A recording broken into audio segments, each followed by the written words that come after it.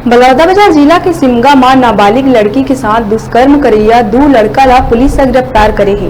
बता दन के लड़की हा 2 दिन ले घर से गायब रही, जेकर बाद लड़की के पिता हा थाना में शिकायत दर्ज करवाए रही। रिपोर्ट के आधार में सिमगा पुलिस हा लड़की ला बरामद कर लिए है। लड़की और परिजन के बयान के आधार में पुलिस हा मामला दर्ज कर आगू के कार्यवाही में जुट गए। आप मन बता दन के आरोपी में एक लड़का नाबालिग है।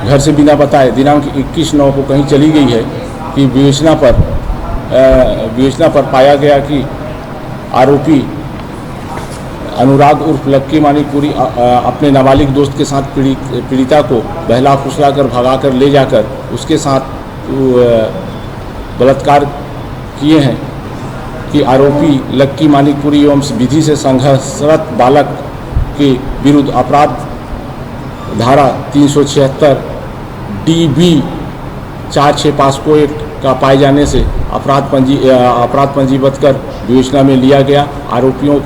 आरोपियों विधि से संघर्षरत बालक को गिरफ्तार कर न्यायिक अभिरक्षा में भेजा गया।